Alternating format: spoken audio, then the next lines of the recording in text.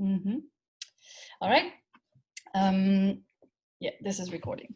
So welcome to the professor, Dr. Barbara Junisbai, who has accepted to take part in our class called mistakenly Politics of Central Asia, but it's basically Politics of Kazakhstan.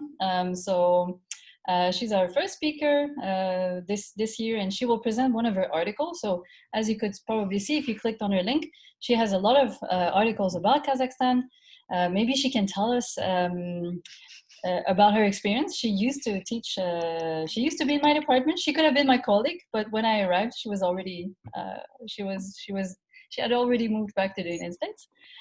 So she will present us this paper that she wrote, which I really find it very interesting because it contradicts a lot of the understanding that we have of politics of Central Asia that a lot of Western scholars have about Kazakhstan, that clan politics is so determinant, and she brings some nuances to this. So I will leave her the floor, please. Thank you so much for inviting me, Ellen. I also had a slight panicky moment that I was going to miss it. I had a nightmare that I woke up too late and I missed it because it's 8 o'clock here. We have about an hour together, and I don't have a formal presentation, but I did want to start just acknowledging first my gratitude to Ellen and to Nazarbayev University and generally to Kazakhstan. Mm-hmm. So you know, if it weren't for Kazakhstan, I never would have met my former husband, Azamat. If it weren't for Kazakhstan, I would not have my 3 beautiful children, Sanjar, who's 20, Asiya, who is 17, and Alisher, who is 11. If it weren't for Kazakhstan, I would not have worked at Nazarbayev University for 2 years, from 2014 to 16. Those were among my happiest years professionally. I loved my students. I cried when I left, and I missed my students so much for the first year painfully because teaching at Nazarbayev University was very freeing for me.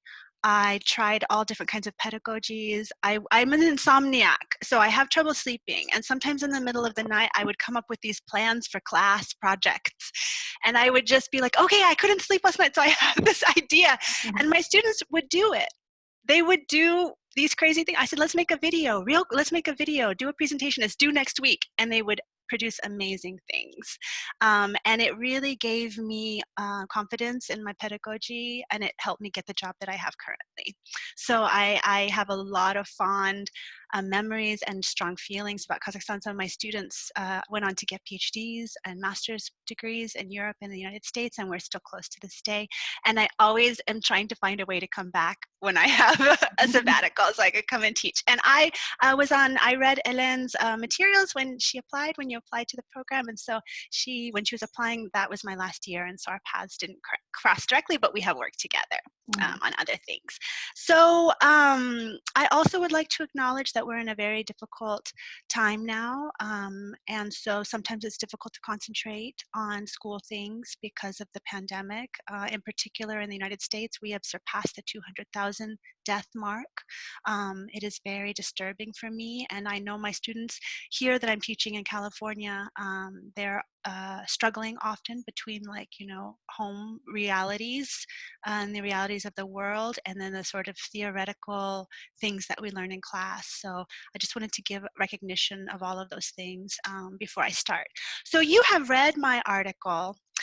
And it was nice to think about because, I wrote that in 2008, I think, and it took a couple of years for it to get published. But I just wanted to, I remember the process. Okay, so I'm a PhD student. Imagine me all those years ago. Is that 12 years? No, 13 years ago. Imagine me 13 years ago. I'm a PhD student. I have a grant from Fulbright and from, I think, the American Councils. And I just defended my proposal to do my research, and I'm in Kazakhstan. And I have inherited this literature. So we've inherited this theoretical framework, and I'm there to see. Actually, my project was about opposition, specifically about Demokratический выбор Kazakhstana. So I'm there to do research on opposition movements and what spurs opposition in Kazakhstan, and how does it compare to opposition elsewhere. So I have 3 cases. I have funding to go to Kazakhstan, Kyrgyzstan, and Belarus. So I'm there in Kazakhstan. It's the first place I get to, and my Russian is terrible, like terrible. I don't understand anything anyone is saying, except for like na бытовом уровне, right? Like, but talking about politics, I don't understand what anyone is saying. So I get there, and I have to ask these questions, and I'm very fortunate because my ex-husband had a friend who, unfortunately, his uncle was Sarsenbayullah, and he had passed away. So he agreed to help me find my initial contacts with people.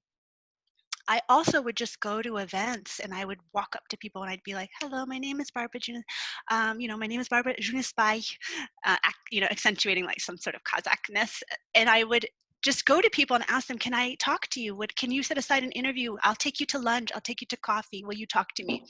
So I inherited these, and some people said yes because they're like, "Кто это такое? Такая американка? Она разве американка? Она казашка? Кто она?"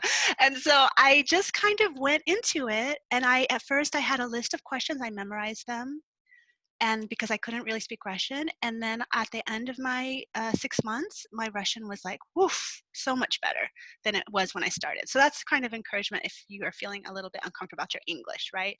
I started acting like I talk like a baby, and then by the end of it, I could talk about my research in a at least sort of comprehensive way or comprehensible way. So I inherited these frameworks.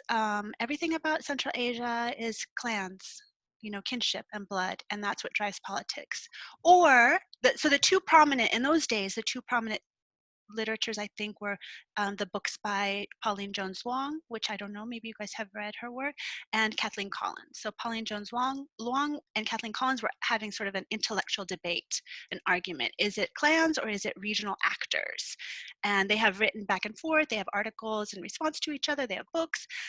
So I inherited this. This was the literature that we, in those days, there wasn't a lot of stuff about Kazakhstan in political science. There was more in area studies. So I went into it and I kept asking people about, tell me about the opposition. So I talked to opposition members, I talked to government officials, I talked to NGO leaders, I talked to journalists, Kazakhs, Russians, some were nationalists, Russian nationalists, some were Kazakh nationalists, and then there was like a whole range of people. Anyone who would talk to me, I was like, please, I'm interested in your perspective. And so I kept trying to adjudicate between these two frameworks that I'd inherited, clans or regions. But it seemed to me that people I was talking to weren't talking in that way. And I was very confused.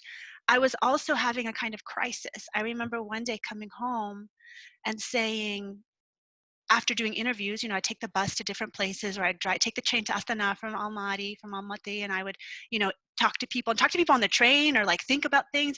And I kept feeling confused. And I remember one time I came home and I said, I can't even write my dissertation because no one is answering my question. No one is I don't know what to do with this data I have. I don't know what to do with these conversations. So I would transcribe my interviews, and I just was feeling frustrated. And then one day I woke up and I thought, oh, that's my point.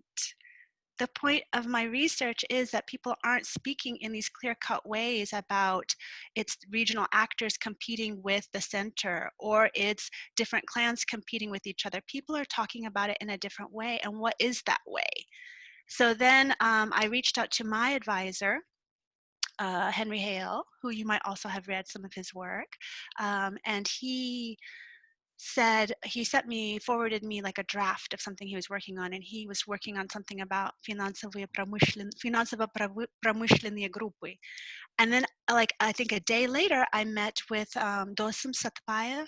He's a political scientist in Kazakhstan. I don't know how active he still is, but we met over coffee, and we talked for hours. And he had just also written a piece about financial industrial groups and what he called pressure groups, группы влияния, he called them. And he gave me his article that he'd written. It was a chapter in a book that was published in Japan. And then I thought, oh, okay, so maybe there is another way of looking at this that I can incorporate that's actually, to me, more truthful to the responses that I'm getting in my interviews. And then once I started writing the article, it just kept getting bigger and bigger. So it's very long. And it was like, first I started, well, if I want to think about ways that I can challenge the clan narrative, then I need to give some kind of data and evidence based on my interviews, but also like the collection of elites in the inner circle at that time. And then if I wanted to challenge the regional actors argument, then I have to give some regional actors kind of data. So I went to the National Library in Almaty, and I went to the room where they have all these, it's a reference room, and it had these books called Кто есть кто в Казахстане.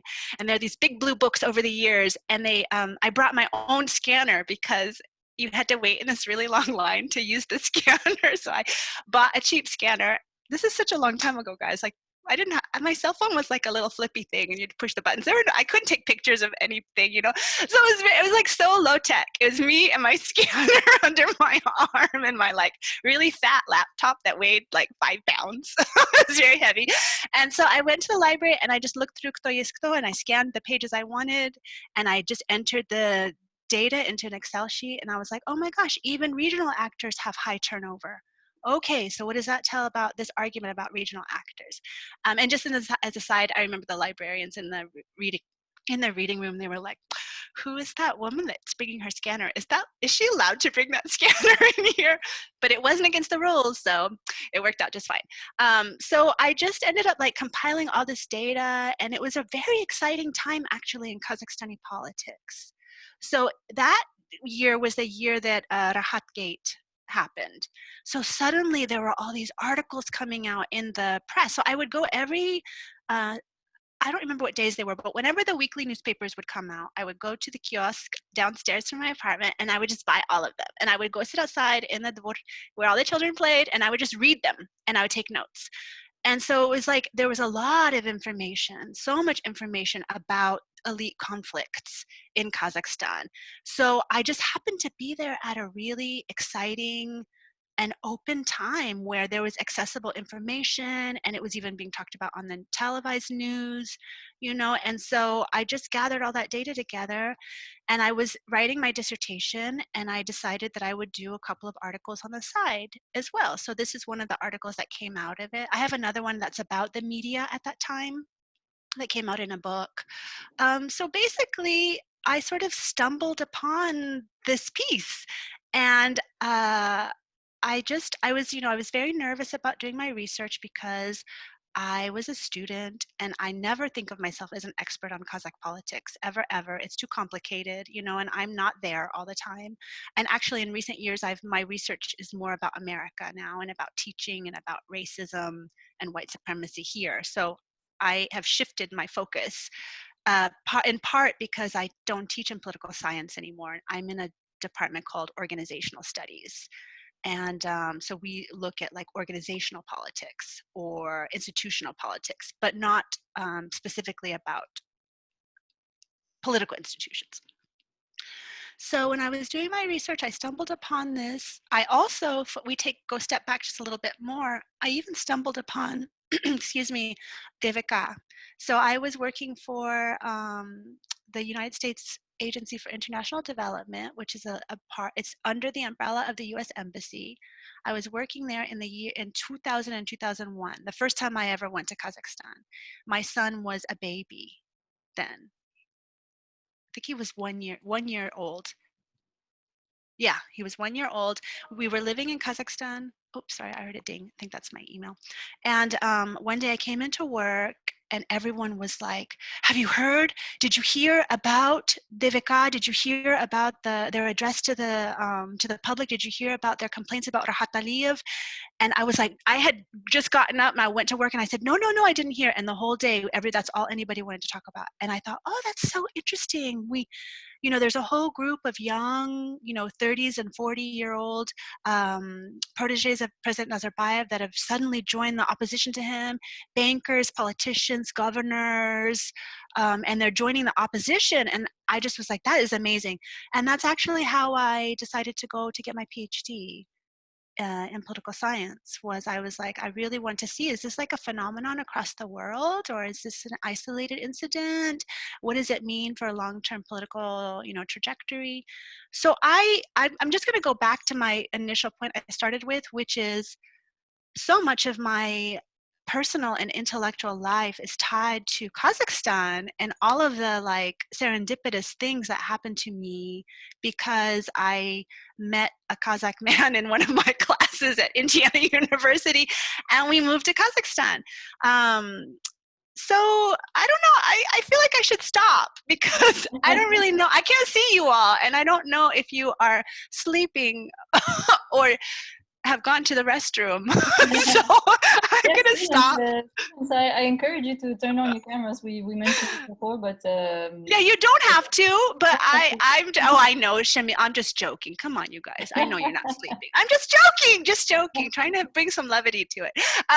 So if you have any questions for me, so I have to have a caveat for you, like I already kind of segued into it. I don't study Kazakhstan and that much anymore. Like there's a lot of stuff happening in my own country, a lot of really terrible things that I'm struggling with and that we're all as a society trying to unpack. And one of the things that I'm focusing now is about like organizational development. And I'm really interested in anti-racist pedagogies, and like countering and fighting white supremacy culture in my own institution.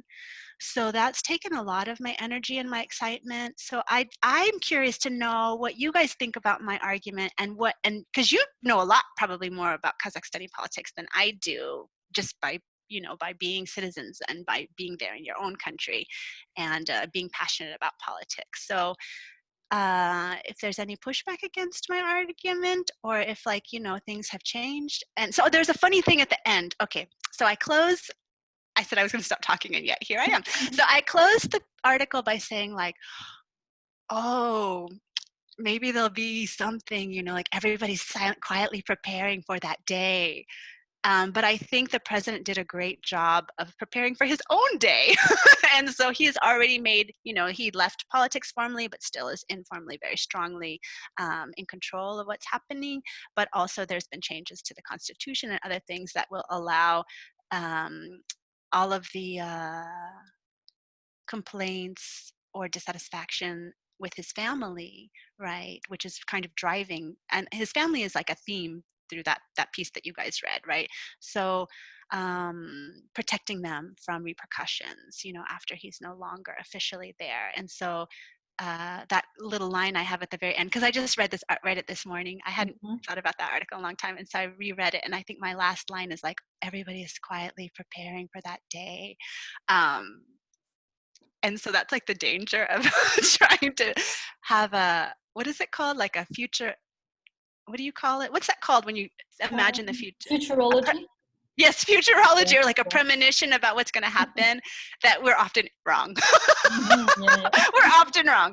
But that quote, that actually came from that little line I got from one of my last conversations before I left Kazakhstan in that time doing my research. That was one thing that a lot of people were telling me, like, все там собираются, там готовятся, like, к концу, what's it going to be like? And so I thought, oh, I'll end that way.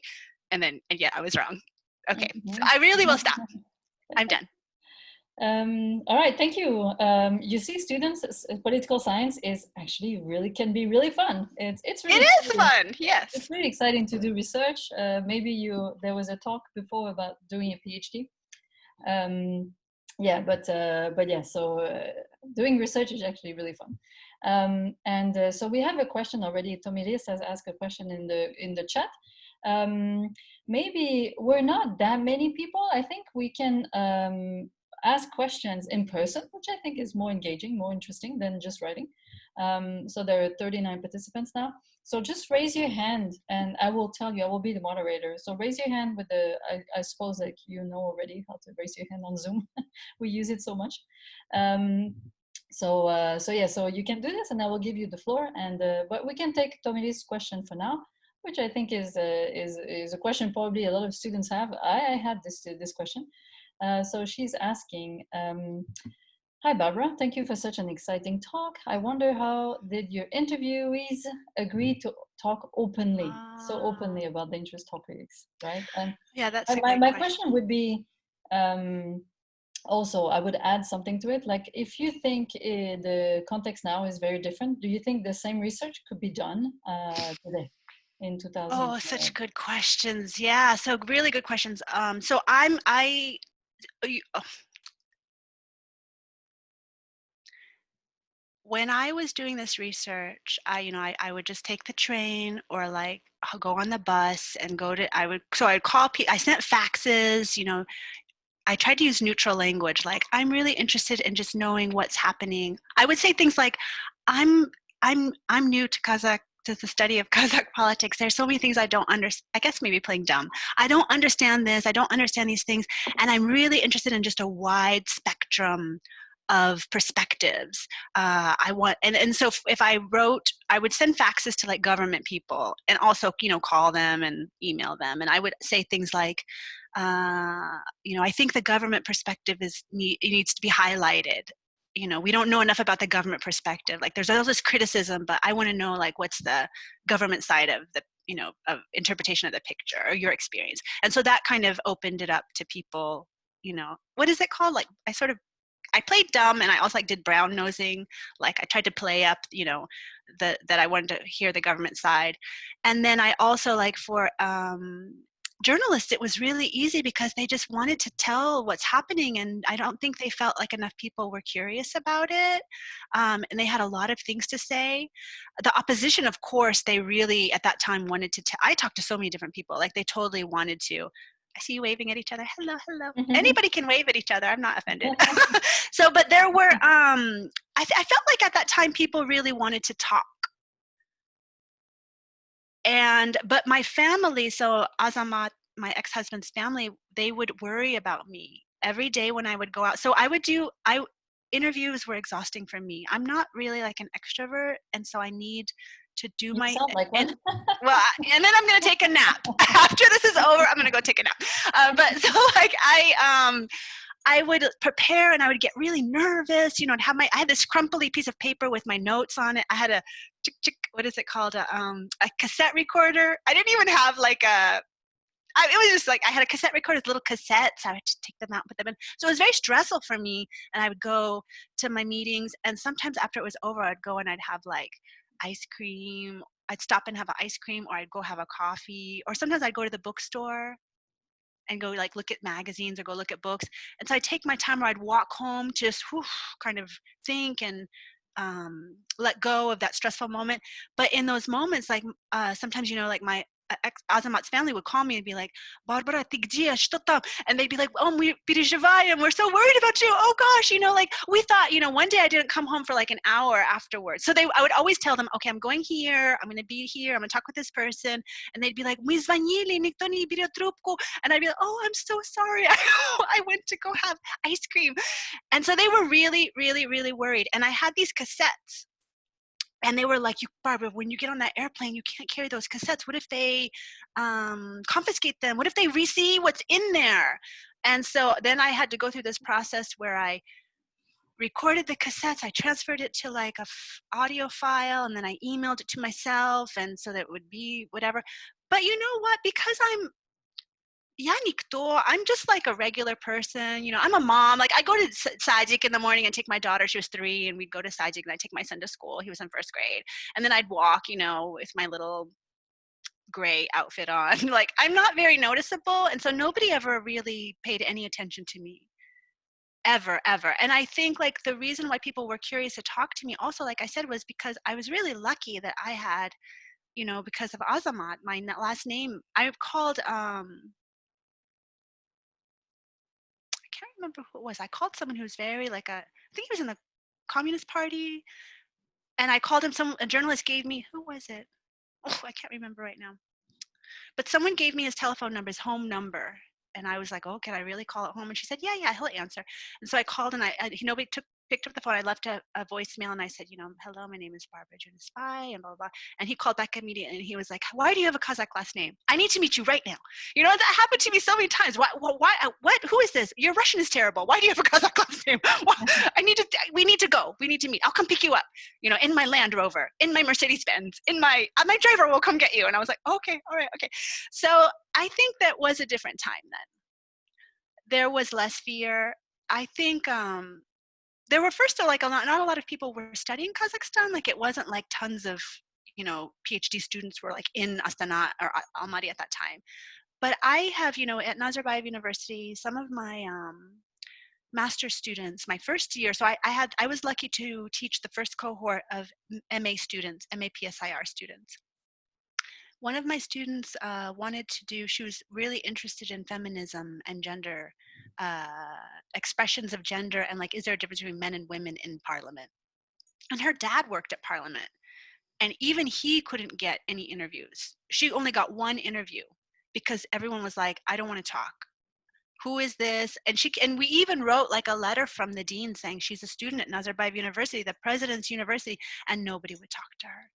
So I do think it's a different time. It was a very, it was an interesting time because like in the 1990s, Kazakhstan was more politically open and there was more contestation, and there were, the people from the Soviet times who were wanting to hold on to their own power and fighting against the president. So they wanted a parliamentary state, not a presidential state. So there was a lot of more political openness in the 1990s.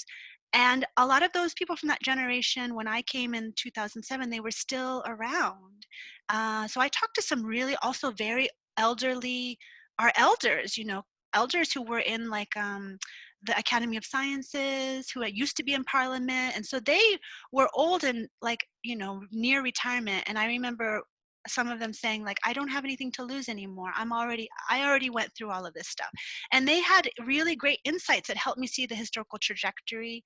And then like 2001 was also an exciting time because suddenly the elitnaya opoziция was in with the regular like civil society opposition. Like it was like they were working together, and that was amazing. And there were lots of protests.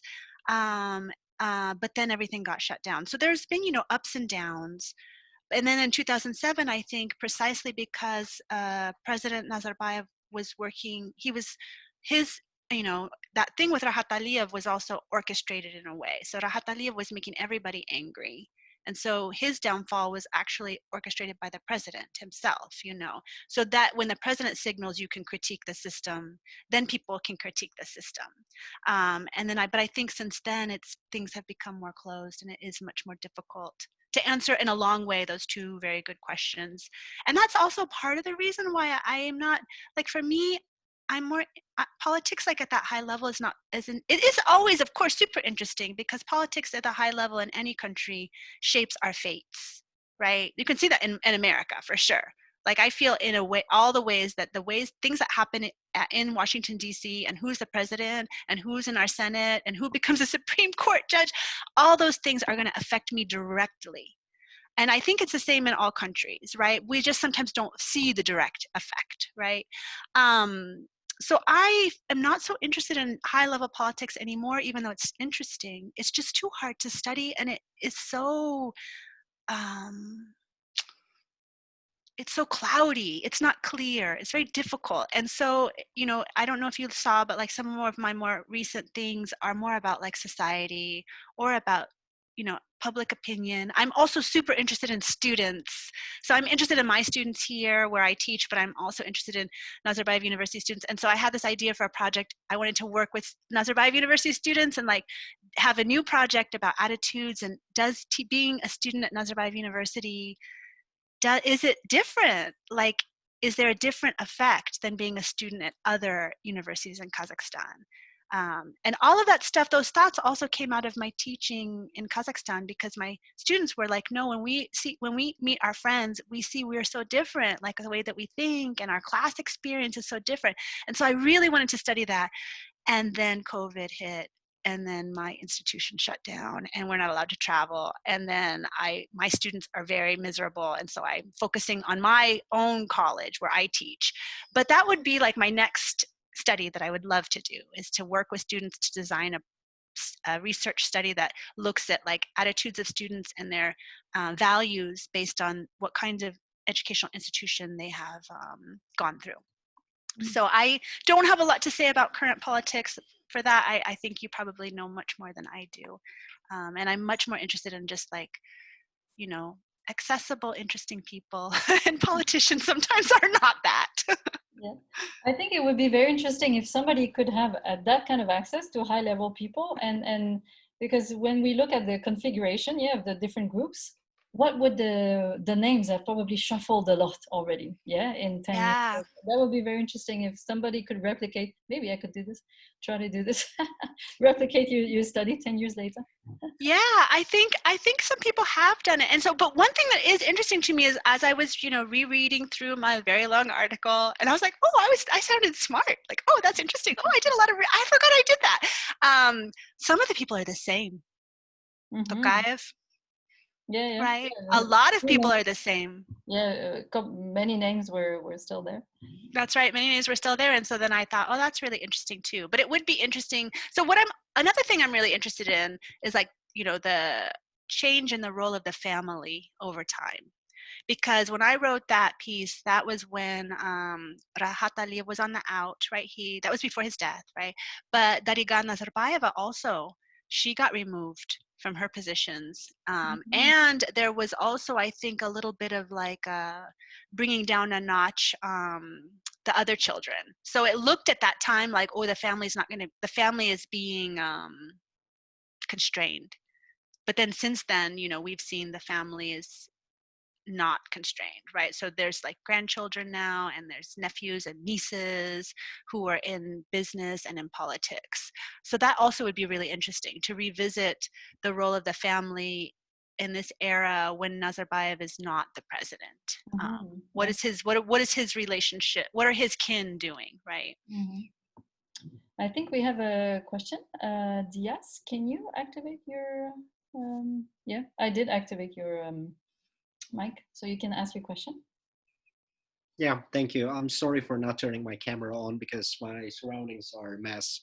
Yeah, so uh, I have actually two questions. So your list, where in your table one in your article, you just mentioned the second tier of people, and you mentioned Margulan Seysembayev. So just as you said, there has been a lot of reshuffling, right? And a lot of people, for example, Ablazov, they are just in opposition now. But I'm really interested in Margulan Seysembayev because he's now currently in a kind of collaboration with Ukrainian government. So you probably heard about it. So what do you think about him? I actually I don't follow Kazakh politics in that way anymore. So I would be curious to know what you think, what Mhm. others think about it.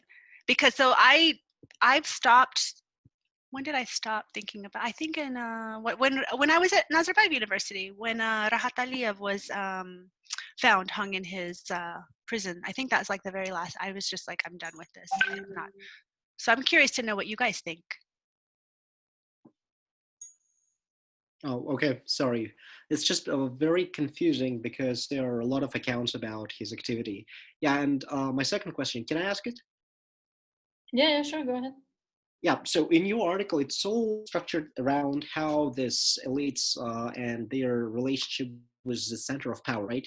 Back it was only one center of power, the first president. But now in our reality, we're seeing that Akorda is not independent center of power, right? Still, but it's getting more and more power. And how do you think these relations are changing in the moment? Are they sweeping from one side to the other, or Oh, I don't know the answer to that question either. I'm so sorry.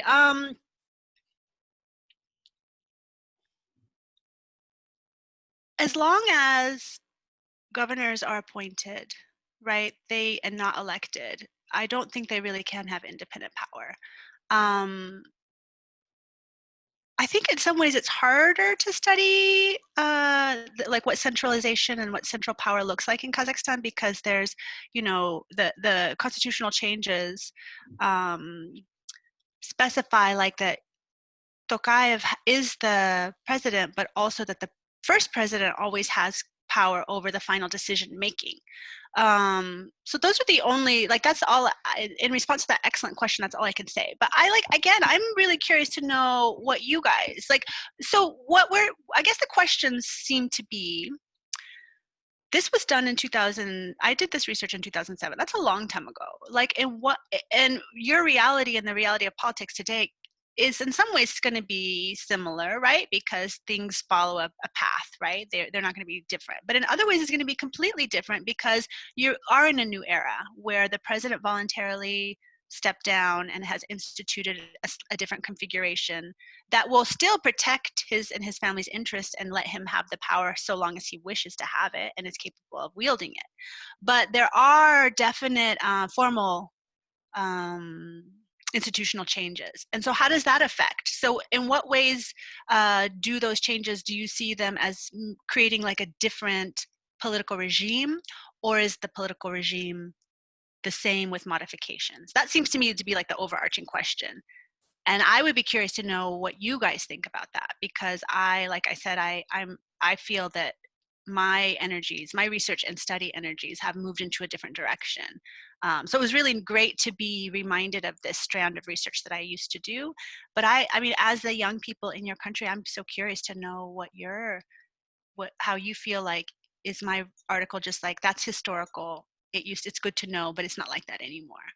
What's the new configuration or the current swinging of the pendulum? Is there swinging of the pendulum? Is it great swinging of the pendulum, or is it just sort of shifting within this broader constraint that your system still is a very strong personalist presidential system, right? If that doesn't change, then does the regime change? I guess those are the overarching questions that seem to me to unite these various questions. Mm-hmm.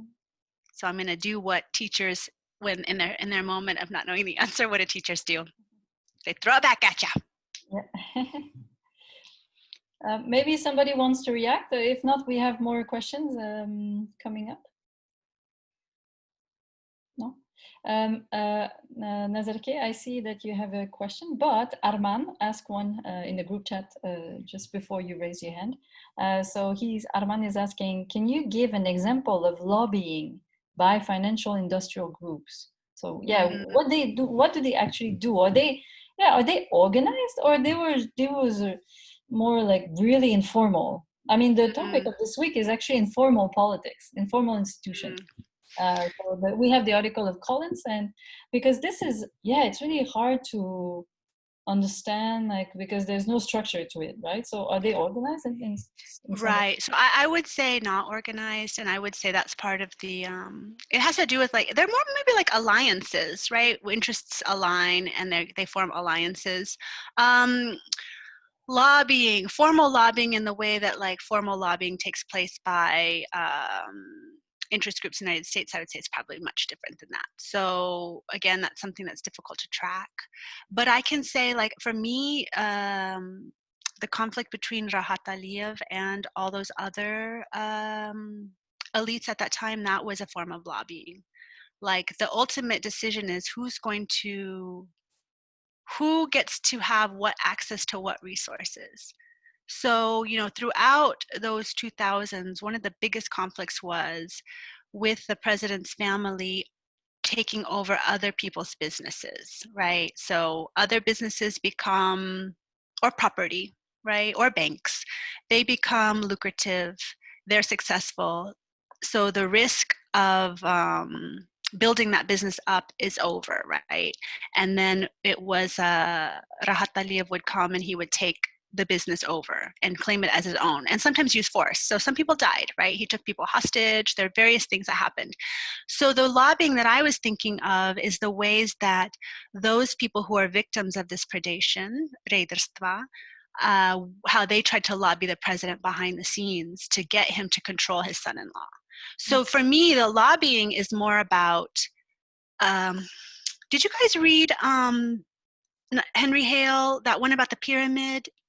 Do you remember? Have you read that one? Okay, so not in this class, at least. Yeah. Okay, so Henry Hale, who is my advisor and really wonderful man who's so smart and prolific, he wrote this article comparing, I think, Kyrgyzstan and Ukraine, and he said both of them are pyramid systems, right? Where like the president sits at the top, and so all the elites at the bottom, basically, they're vying for the president's ear. Like, they want the president to decide conflicts over resources in their favor. So they're fighting with each other all down here. And I think the same, and that system is like the system under Nazarbayev in Kazakhstan, right? Where elites have no other, so the president, the a patron, the patronal president, the personalist president, sits at the top, and he's the ultimate arbiter of these conflicts that elites have with each other.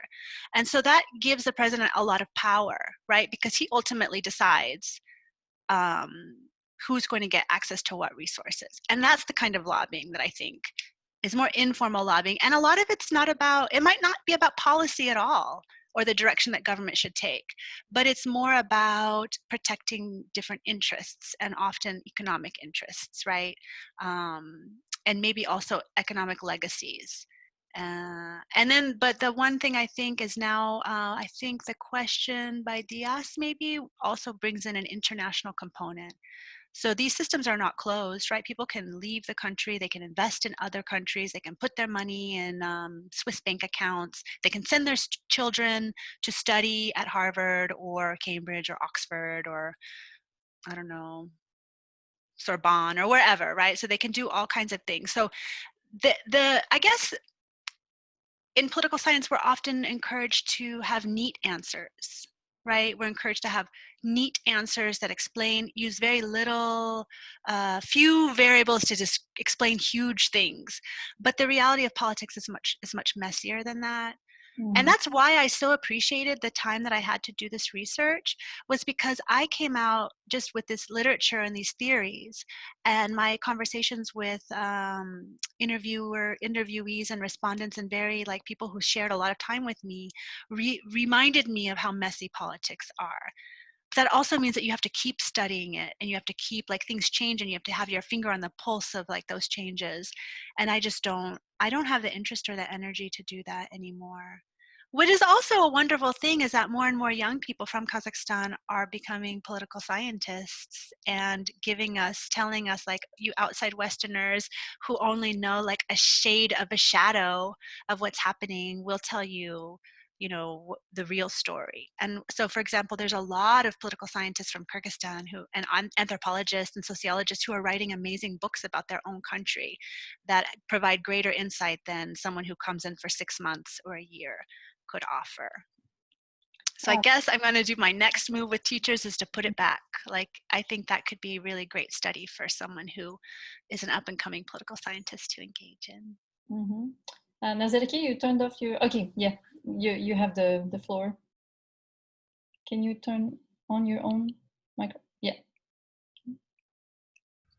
Yeah, just I wanted to thank you first for agreeing to meet up with us. It's just really really interesting to have this discussion. So in your article, you like briefly mentioned this affiliation with a region or affiliation with a certain clan, and I just had this question in mind, like, do you think that at the time, like, there might be like a generational difference in like regional or clan affiliation? So maybe like elder people might be more tied to their clan or to their region, and young people are more like a bit more open. Or, I mean, do you think that there was a difference at the time? That's also a great question. All of these questions are excellent.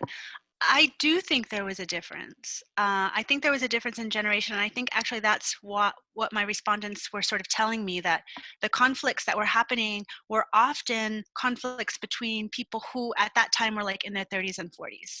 So for them, clan was not as important maybe as for older generations. The other thing I want to say, which escapes me, let me just think for a second. So I'm thinking about like my, there's different experiences. So I'm just going to give some examples from my own observation of my ex-husband's life. So, my husband went to college, to university, went to Kazgu, which I don't think is called Kazgu anymore, right? It's not called Kazgu, but he went to Kazgu in Almaty, and he was in sociology, and not many people studied sociology. All of his friends from school studied economics.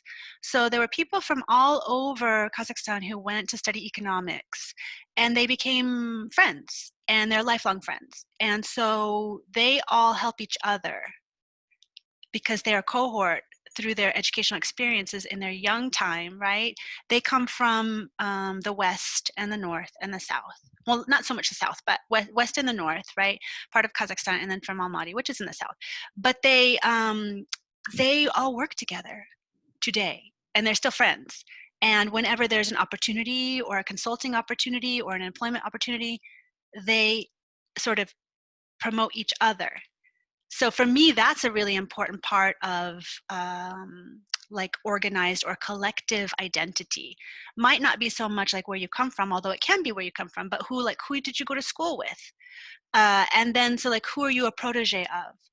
And that also, so there was a scandal, I don't know if you guys heard about it a few years ago. I can't remember who was involved in it, but it was a corruption scandal with an investment branch of the Kazakh government. They were trying to reanimatia, I think is like reanimate investments that had fallen to the side. And it was led by someone who, I can't remember who it was. But anyway, this person was the leader, not the leader, but sort of like the mentor of a lot of my ex-husband's colleagues, his friends. And so when that person got kicked out, because he was the fall guy for some other person who was involved in a corruption case, everybody underneath him also got removed. And some of them were under house arrest.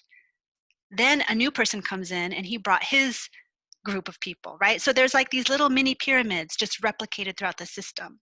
And one day we went to a birthday party and everybody was eating so much food. I couldn't even imagine. We had like kaza, and everybody had a whole turkey, a whole chicken, and then later on everybody had a whole steak, right? So there was so much money and so much confidence.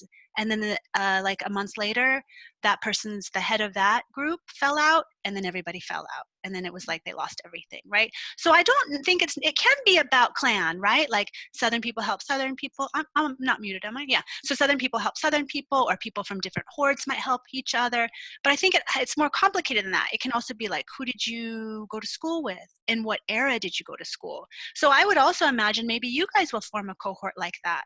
So somebody will go into a certain enterprise or a government department, and others of you will come too, because when there's openings, you'll be like, I know so-and-so and I trust them and they're smart and they do good work, right? So that kind of connections, that's the basis of your informal system, right? It has to do with svazi and who's in power at this time and who has connections to whom. And that doesn't have to be about clan, at least in my understanding, but it can be, right? For some people, it's more important than for other people. Mm-hmm. Yeah, last year I asked my students if they thought that there was a lot of favoritism in the Kazakhstani bureaucracy, if they thought, because we were reading about the economic success of Singapore, which might have been connected to professionalization of the bureaucracy, which is strictly merit-based, which might not be the case in Kazakhstan, but half the students were actually confident that the bureaucracy was merit-based. So I was surprised. I thought that they would see it as a favor or connection-based, but half of them were pretty positive about their own bureaucracy, which might be a reflection of what actually is going on or not. Yeah, and I think it also could be depending on the sphere. So some spheres require experts, right? So we also have a family friend who's in IT, and he works for a government agency, and everybody in the IT department, they know their thing. Like they all are experts on the technology. Mm-hmm. There was another one that was like lending, I think, banking and lending. And like he said, everybody in their area, they were like hired based on meritocracy because you have to have results. But then there are other things where people say, like, I do all the work. Everybody in my office is just somebody's connected to someone, and they don't do anything, and they just they sit there and play video games or whatever. And then at 5 o'clock they go home, and I have to stay all night long, and I have to do all the work. Mm-hmm. So it depends, I think, on the department, like the kind of bureaucracy and what the tasks are at hand, and how prioritized they are, and maybe how much technical knowledge one has to do for it to succeed. One student is asking, can we ask questions about US politics? So maybe we could. Oh, yes, of course, please. I might cry, but you can ask me. Yeah, I think this is a crazy moment. So in many ways, I feel like President Trump wants to be Putin. He would love it if we could have a stronger personalized system, and is trying to eviscerate the other institutions and create a lack of trust if Americans don't trust in their institutions and don't trust their democracy, if we think that at every turn someone is cheating and lying and it isn't meritocratic, we're going to disengage from the system. And also, we already have incredible violence. Things that when I was growing up, what they say, so we would have to take a class in politics or democracy, and it would always be like, what are the hallmarks of democracy? Everybody believes in the system. Everybody participates in a legal manner. There aren't, people don't go out in the street shooting people, right? We have peaceful transfer of power. We have checks and balances and all of that stuff. It's just chaos right now, and it hurts me incredibly deeply. Yeah, so any questions about US politics, please go ahead and ask. And also, like, I have a time left though, but I mean, we could go a bit longer, but I know the students spend a lot of time on Zoom. Yeah, and also I have a meeting with a student at 9 o'clock. So, so yeah, so that's in 7 minutes. So, yes. So but if anyone wants to ask me, I'll try to answer fast. I'll try not to be long-winded. Any questions? Diaz, go ahead. Yeah, so it's about the Supreme Court justice nomination, and it's I guess it's one of the hot topics that's now in the U.S. So probably Republicans would get Barrett in the Supreme Court, right? And do you think that they are going to survive? Their majority in the Senate will survive in the upcoming elections in the midterms 2 years later? So again, it's like futurology is difficult. I'm going to probably be wrong in my answer, but here's what I think. A lot of the results right now are going to depend on how motivated to vote people are. So people could be outraged that Mitch McConnell, the Speaker of the Senate, is pushing through the nominee to the court when Ruth Bader Ginsburg, Justice Ginsburg, specifically said as her dying wish that she wished that they would wait until after the new president is in power, or the next president is in power. So the question is, will that animate Democrats to vote in the Senate elections and in the presidential elections, right? In the current upcoming elections and in the next midterm elections? Or will they just be like, the system is screwed and I'm not going to participate, and I just have to deal with my own family and what's happening locally, and I can't, politics at the national level is messed up, and so there's nothing I can do? Or will it make them so angry that they get out and vote and encourage everybody to vote? Because we don't have very high rates of voting as well. Like, often it's just like 49% or 50% of the population votes. Mm-hmm. Or is it going to be that the Republicans are like, thank God we've been waiting for this majority in the Supreme Court, right? And so we need to hold on to, if we want the president to get his way, we need to make sure that the House of Representatives, the Senate, every branch has Republicans in them, in every branch, right? And so will that motivate them to vote? Or will they sit back and say, well, we got what we wanted, so now we don't have to vote, right? So I think it depends a lot on the response. The problem is that a lot of people hate Trump, but they don't really like Biden and don't like Kamala Harris for various reasons. So in our young people, we have a huge shift, and the generational difference in America is amazing. Young people are far more progressive than any other generation. They're far more left-leaning. They want to have more of like a social democratic state. They're far more in favor of transgender and gay rights. They want an interventionist government that will protect people by providing a safety net and free education and free healthcare and all kinds of things that other generations are afraid of. But they don't vote. And they don't like Joe Biden. So in my worst moments, in my saddest moments, I think we're headed down a terrible road, and it's just going to get uglier and uglier, where the president lies every day. He makes stories up, and people are like, yeah, that's fine. As long as it's a truth that I like, I'm okay with it. If it's a lie, but I like it, I'm going to say it's a truth.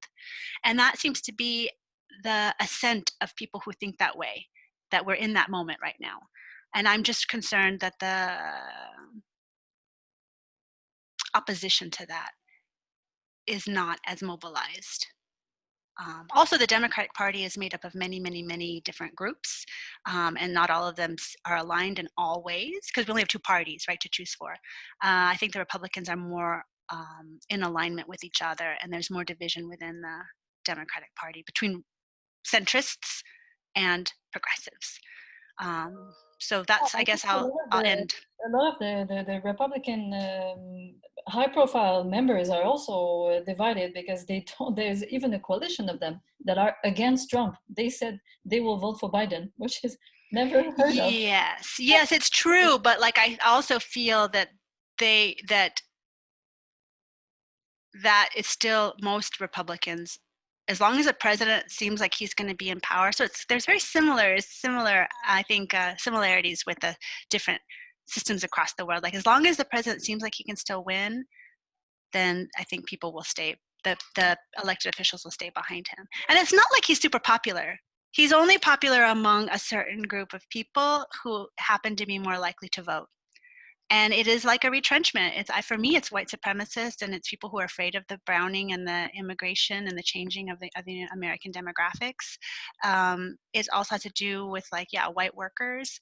And so I think it comes down to is like, who is going to be more likely to be mobilized to vote?